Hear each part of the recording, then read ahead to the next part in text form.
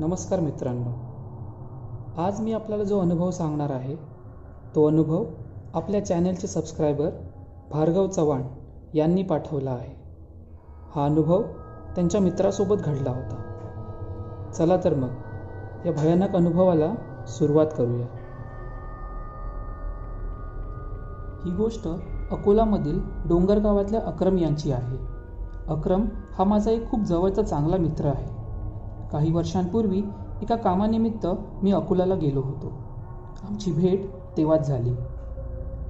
अक्रम याचे एका स्मशानभूमीबाहेर अर्थी, कफन आणि मृत्यू झाल्यानंतर कामाला येणाऱ्या सर्व गोष्टींचं दुकान होतं. वारीस असो किंवा लावारीस, त्याला कफन द्यायचं काम अक्रमचे होते. एखाद्याचं मरण हे नियती ठरवते. आजकाल कफन तर काय, 4 खांदे पण मिळायला खूप मुश्किल आहे. डोंगरगाव हे एक लहानसं गाव आहे. अक्रमसाठी कोणाचं मरणं हे त्याच्या धंद्यासाठी फायद्याचे होते. अक्रमच काय, कोणत्याच व्यक्तीसाठी एखाद्याचा मृत्यू होणं ही खूप वाईट दुःखद गोष्ट आहे. पण जर कोण मेलं नाही तर अक्रमचं घर तरी कसं चालणार? ओळखीचा असो किंवा अनोळखी, अक्रमला त्याच्या सामानाचे पैसे त्यांच्याकडून घेणं हे भाग होतं. अनेकदा तर त्याने अशा अनाथ मृत्यू शरीरांना स्वतःच्या खिशातल्या पैशांनी कफन वगैरेची सोय करून दिली होती. पण एकटा अक्रम तरी अशा किती लोकांची मदत करू शकतो? तो नेहमी त्यांच्या पूर्वजांना दोष द्यायचा की त्यांनी का हे असे काम चालू केले आणि असे दुकान टाकले जे त्याला अजूनही चालवावे लागत असे. पण आता खूप वेळ झाला होता. त्याची इतकी परिस्थितीही नव्हती की हे दुकान तो बंद करून दुसरे कसले दुकान उभे करू शकेल. अक्रमचे लग्न होऊन 7 वर्ष झाली होती आणि त्याला एक लहान मुलगी पण होती, रुक्साना. बघायला गेलं तर अक्रमकडे दुसरा पर्याय नव्हता हे दुकान चालवण्यापासून, कारण हा उद्योग त्याच्या अनेक पिढ्यांपासून चालू होता. पण एकदा असे झाले की अक्रमला ते दुकान बंद करावे लागले. पक्का हायवे सोडून पण आम्ही 2-2.5 तास डोंगरगाव शोधत बसलो होतो. प्रवास करून चालून आम्ही सगळे इतके थकलो होतो की आम्ही तिथे एका चहाच्या टपरीवर थोडा वेळ थांबून आराम करायचे ठरवले. टपरीवाल्यालाच डोंगरगावचा रस्ता विचारू आणि थोडा वेळ तिथेच टाइमपास करत घालवू, म्हणजे पुढचा प्रवास करायला अंगात थोडी तरतरी येईल. मोबाईलला रेंज नसल्याने इंटरनेट देखील चालत नव्हता. त्यामुळे गुगल मॅपसुद्धा आमची काही मदत करू शकत नव्हता. त्या कच्च्या रस्त्यावर बकरी चरायला आलेले 2 व्यक्ती आम्हाला थोडं पुढे बकऱ्यांसोबत चालताना दिसले. कदाचित गाव जवळच असावे हा विचार करून आम्ही सगळे गाडीतून उतरलो आणि चहाच्या टपरीवर बाकडी अडवायला म्हणून धाव घेतली. थंडीचे दिवस होते. मस्त गवती चहाचा आस्वाद घेत आम्ही सगळे 2 कप चहा प्यायलो. अंगात तरतरी आल्यावर आम्ही टपरीवाल्यालाच डोंगरगावचा रस्ता विचारला. त्याने तो सांगताच आम्ही सगळे गाडीत येऊन बसलो आणि पुढच्या प्रवासाला लागलो. एक 10 ते 15 मिनिटांनंतर आम्ही डोंगरगावात पोहोचलो.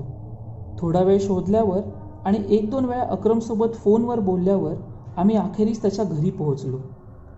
गावातली लोक अजूनही साधी भोळी आहेत. त्यांच्या दारात आलेल्या सर्व लोकांचे ते मनापासून स्वागत करतात. आम्ही त्याचं दार ठोठावल्यावर आतून एक स्त्रीचा आवाज आला, "सलीम, जा दार उघड, बघ जा कोण आलंय ते." आतून धावतच 4-5 वर्षांचा एक मुलगा आला.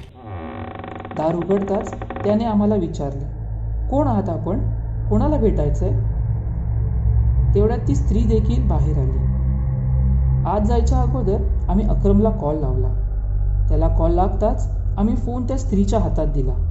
खरं तर ती स्त्री अक्रमची मुलगी म्हणजेच रुक्साना होती आणि तिचा तो एकुलता एक मुलगा सलीम. अक्रमने रुक्सानाला आमच्याबद्दल सांगितले. आजची रात्र हे सर्व आपल्यासोबतच राहणार आहेत याची कल्पना दिली. अक्रमच्या लहान घरातल्या एका खोलीत आम्हाला राहायला जागा दिली गेली. रात्री 8-8:30च्या सुमारास अक्रम त्याचे दुकान बंद करून घरी आला. आम्ही सुद्धा तो येईपर्यंत मस्त 2.5-1 तासांची झोप काढून घेतली. जेवण आटोपल्यावर आम्ही घराबाहेर शेकोटी पेटवून अक्रमसोबत बसलो. आमची इतकी चांगली उठबैस केल्याबद्दल आम्ही अक्रमचे आभार मानले. आम्ही रिपोर्टर असल्याने ज्या कामासाठी आम्ही आलो होतो त्याची सुरुवात केली. आम्ही चालू केलेच होते की अक्रमच्या चेहऱ्यावरचे हावभाव बदलले. त्याच्या चेहऱ्यावर आम्हाला एक प्रचंड भीती जाणवत होती. तेवढ्यात तो म्हणाला, काय जाणून घ्यायचं आपल्याला आणि का? तेवढ्यात मी म्हणालो, ते सादिक भाईचं आपल्याशी बोलणं झालंच असेलच. आमचं एक मोठं चॅनल आहे मुंबईला. अक्रम म्हणाला, हो, त्याने मला या गोष्टीची कल्पना दिली होती. पण तुम्हाला का जाणून घ्यायचं त्या गोष्टीबद्दल, आणि तेही इतक्या वर्षांनी? असो, इतक्या लांब आलाच आहात तर सांगतो सगळं. खाली हात नाही पाठवणार तुम्हाला. त्यानंतर अक्रमनी जे आम्हाला सांगितले ते ऐकून आम्हाला तर त्या भर थंडीत घाम फुटला. तो सांगू लागला, जवळजवळ 23 वर्षांपूर्वीची ही गोष्ट आहे.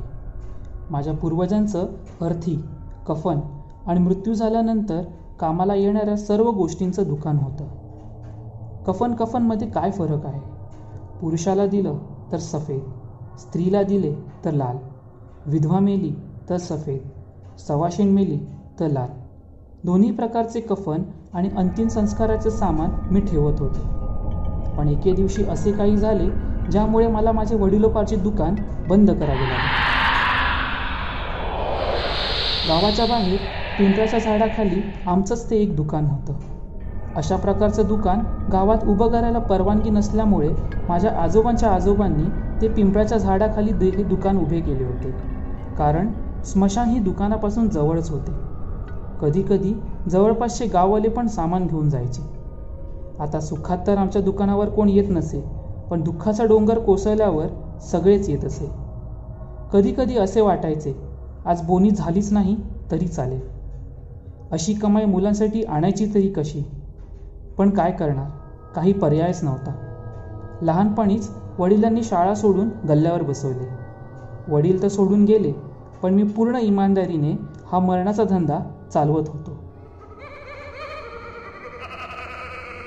एके दिवशी सकाळी मी जेव्हा दुकान उघडले तेव्हा एक विचित्र गोष्ट घडली होती. दुकानातलं सर्व सामान त्यांच्या रोजच्या जागेवर नीट होतं, पण दुकानात एकही कफन नव्हता. मी या प्रकाराबद्दल इकडे तिकडे चौकशी केली, पण काहीच हाती लागले नाही. लहानसं गाव, जेमतेम 100-150 घरं, पण कोणी काही सांगू शकलं नाही. पण आता दुकान चालवायचे म्हटले तर कफनशिवाय माझं काम तरी कसं होणार? म्हणून मी शहरात जाऊन 2 डझन कफन घेऊन आलो. मला गावात पोहोचायला संध्याकाळ झाली होती. सामान दुकानात ठेवून मी घरी परतलो. दुसऱ्या दिवशी दुकानात गेलो तेव्हाही तेच बघायला मला मिळालं. परत कफन गायब होते. मी अस्वस्थ झालो. मला तर काहीच कळत नव्हते. मी थेट पोलीस स्टेशन गाठलं आणि कफन चोरी झाल्याची तक्रार नोंदवली. निरीक्षक देखील हैराण होते की असा कोणता चोर आहे जो कफन चोरतोय. तिथे असलेल्या सर्वांच्या चेहऱ्यावर प्रश्नचिन्ह होता. रिपोर्ट लिहून मी जेव्हा घरी आलो तेव्हा माझी लहान मुलगी रुक्साना ही तिच्या बाहुलीसोबत खेळत होती. मी पाणी पितच होतो की ती आतून एक रुमाल घेऊन आली. तिने त्या बाहुलीला त्या रुमालाने झाकले आणि हळूच मला बोलली, ये ले, तेरे लिए गिफ्ट है, तेरा कफन. मरने से पहले अपना कफन संभाल ले, क्या पता तब मिले ना मिले. ती हे बोलताच मी माझ्या बायकोवर भडकलो आणि बोललो, हे काय फालतू बोलते ही? काय शिकवलेस तू हिला? त्यावर रुक्साना बोलली, ये क्या सिखाएगी मुझे? मैं कफनी हूँ, कफनी.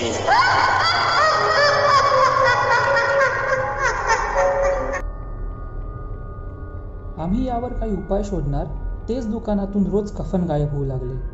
गोष्ट फक्त कफन चोरी व्हायची असती तर ठीक होतं, पण दर रात्री आसपासच्या गावात कोणा ना कोणाच्या घराबाहेर कोणतरी कफन लटकवून जायचे आणि काही दिवसांनी त्याच घरात कोण ना कोण मरायचं. हे कफनची काय गोष्ट आहे? मी अक्रमचं बोलणं मध्येच रोखत विचारलं. तो म्हणाला, भाईजान, ही आपत्ती सुरू झाली होती सुदामाच्या घरापासून आणि हळूहळू ती पूर्ण गावावर अशी पसरली जणू कुणाचा श्रापच.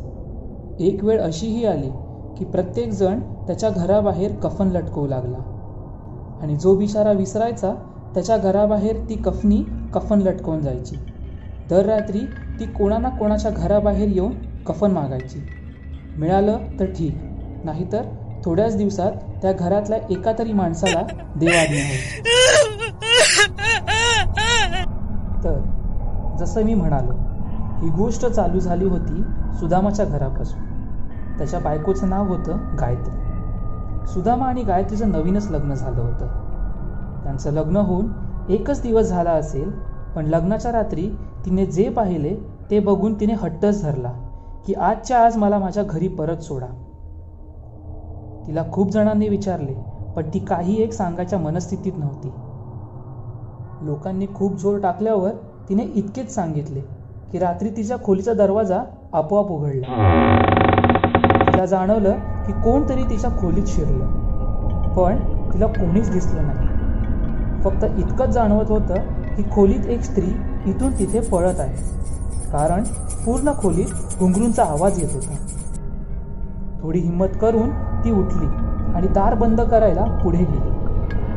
दार बंद करून ती मागे वळताच तिला असे दिसले की 2 डोळे एका अंधाऱ्या कोपऱ्यातून तिलाच बघत आहे. तिला ओरडायचं होतं, पण तोंडातून आवाजच फुटत नव्हता. नंतर असं जाणवलं की ती स्त्री तिच्या नवऱ्याभोवती फेऱ्या मारत आहे. हे असे 5 ते 10 मिनिटं चालूच होते. पण काही वेळाने ते डोळे आणि तो घुंगरूंचा आवाज पूर्णपणे गायब झाला. या प्रकारामुळे गायत्रीला काय रात्रभर झोप लागली नव्हती, पण सुदामा मात्र चांगला झोपला होता. पण सकाळी उठल्यापासून तो वेड्यासारखा वागत होता. तो सारखा घराबाहेर पळत जायचा. लोक त्याला पकडून परत घरात घेऊन यायचे. त्याचे हे विचित्र वागणं खूपच वाढलं आणि एके दिवशी तो घरातून गायब झाला. गायत्रीने त्या रात्री काय घडले हे घरच्यांना सांगितले. ही गोष्ट गावाबाहेर जाऊ नये म्हणून गावकऱ्यांनी एका अघोरी तांत्रिकाला बोलावले. त्याने सांगितले, सुदामाला एका वाईट आत्म्याने वश केले आहे. तो काय आता परत घरी येणार नाही. आता त्याला ती आत्मा जिथे जिथे नेईल तिथे तिथे तो जाणार. हे ऐकून सुदामाच्या घरातले जोरजोरात रडू लागले. गावकऱ्यांनी त्या अघोरी तांत्रिकाला त्या आत्म्याबद्दल विचारले. ती कोण आहे? ती आली तरी कुठून? त्याच्याकडे याचे काहीच उत्तर नव्हते. तो म्हणाला, मला घोर साधना करून या गोष्टीच्या मुळापर्यंत जावे लागेल. मी काही दिवसांनी परत येईन, पण तोपर्यंत तुम्ही सगळे काळजी घ्या. असे बोलून तो तिथून निघून गेला. काही दिवसांनी तो गावात परतला. त्याने गावकऱ्यांना सांगितले, हा एक अतृप्त आत्मा आहे. त्यामुळे 3 रात्र जर सुदामाच्या घरातल्यांनी माझ्यासोबत स्मशानात साधना केली तर ती वाईट आत्मा त्यांच्या घरातून कायमची निघून जाईल. नाईलाजाने सुदामाच्या घरच्यांना ही कठोर साधना करावी लागली आणि काही दिवसातच ते या आत्म्यापासून मुक्त झाले. पण त्यानंतर या आत्म्याचा प्रकोप पूर्ण गावावर पसरला. कधी गावातली माणसं गायब होऊ लागली तर कधी प्राणी. रात्रीच्या वेळी पूर्ण गावात घुंगरूंचा आवाज यायचा, पण बाहेर कोणीच नाही दिसायचे. काही दिवसांनी लोकांना अंगावर कपडा ओढून घातलेली एक आकृती दिसू लागली आणि नंतर ती प्रत्येकाच्या घराबाहेर येऊन कफन मागू लागली. आणि जे नाही द्यायचे त्यांच्या घरावर दुःखाचा डोंगर कोसळायचा. काही दिवसातच त्यांच्या घरातला एक तरी व्यक्ती मरण पावायचा. माझ्या दुकानातून दररोज कफन गायब होऊ लागले. माझा धंदा पण पूर्ण बसला होता. जेव्हा त्या आत्म्याला माझ्याकडून कफन मिळायचे बंद झाले, तिने माझ्या लहान मुलीला धरले. मी घाबरतच माझ्या मुलीला घेऊन त्या अघोरीजवळ गेलो. त्याला या गोष्टीची कल्पना होतीच. माझ्या मुलीचे डोळे आणि आवाज पूर्णपणे बदलला होता. माझ्या मुलीला बघून त्यालाही खूप वाईट वाटले. त्याच्या डोळ्यात पाणी आले. तिला बघून तो म्हणाला, मी काहीही झालं तरी या आत्म्यापासून हिला वाचवणार. मी हिला अशी नरक यातना भोगायला देणार नाही. पण एक गोष्ट खरी आहे, जोपर्यंत ही आत्मा तुझ्या मुलीच्या शरीरात आहे तोपर्यंत ती कोणत्याच गाववाल्याला त्रास देणार नाही. सुदामा, तू घरी जा आणि आज रात्री रुक्सानाला माझ्याकडेच ठेव. उद्या रात्रीपर्यंत एक कफन, एक साडी आणि एक पंच पक्वानाचं ताट तयार ठेव. जोपर्यंत मी या आत्म्याला मुक्त करत नाही तोपर्यंत तुझ्या घरात कोणीही काहीही खाणार नाही. ही आत्मा एक अतृप्त आत्मा आहे. तिचं नाव होतं मेनका. ती एका राजाच्या दरबारात नर्तकी होती. ती त्यावेळी खूप प्रसिद्ध होती. लांबून राजा महाराजा खास हिचा नाच बघायला यायचे. बाकीच्या मुली ज्या मेनकाच्या मागे नाचायच्या त्यातली एक होती भाला. भाला मेनकावर खूप जळायची. खूप प्रयत्नानंतर भालाने तिच्या भावासोबत मिळून मेनकाचं अपहरण केलं आणि तिचे पाय कापून कुठेतरी फेकून दिले आणि अर्ध्या शरीराला एका विहिरीत फेकून दिले.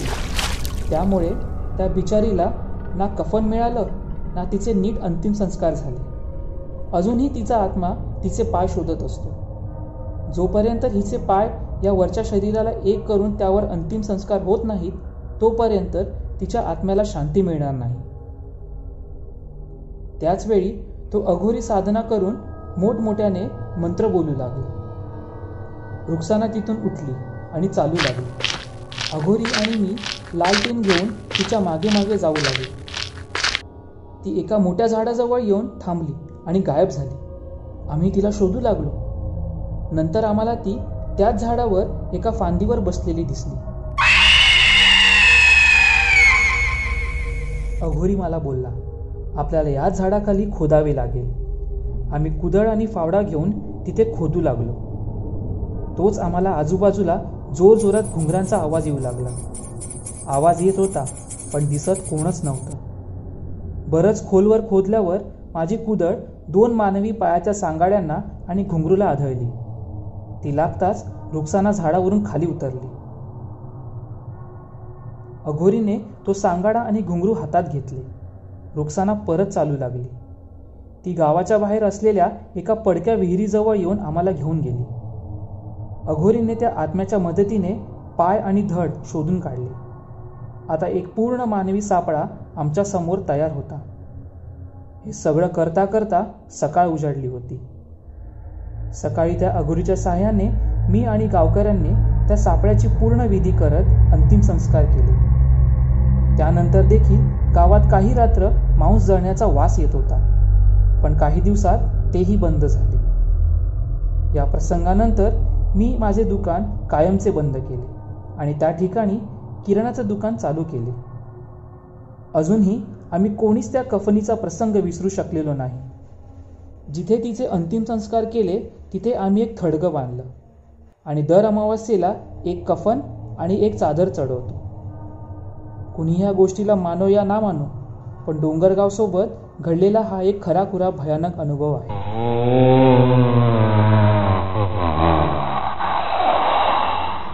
मित्रांनो, जर तुम्हाला हा अनुभव आवडला असेल तर या व्हिडिओला लाईक, कमेंट आणि शेअर करून जास्तीत जास्त लोकांपर्यंत पोहोचवा. जर आपल्याकडे काही अनुभव किंवा कथा असतील तर त्या मला माझ्या ईमेल ID aastoryteller20@gmail.com वर पाठवा. मी माझा ईमेल ID डिस्क्रिप्शन बॉक्समध्ये सुद्धा लिहिला आहे. तुम्ही आपल्या चॅनलवर नवीन असाल तर चॅनलला सबस्क्राईब करायला विसरू नका आणि बेल आयकॉनवर क्लिक करा, म्हणजे तुम्हाला पुढील येणाऱ्या सर्व कथेंचं नोटिफिकेशन लगेच मिळेल. धन्यवाद.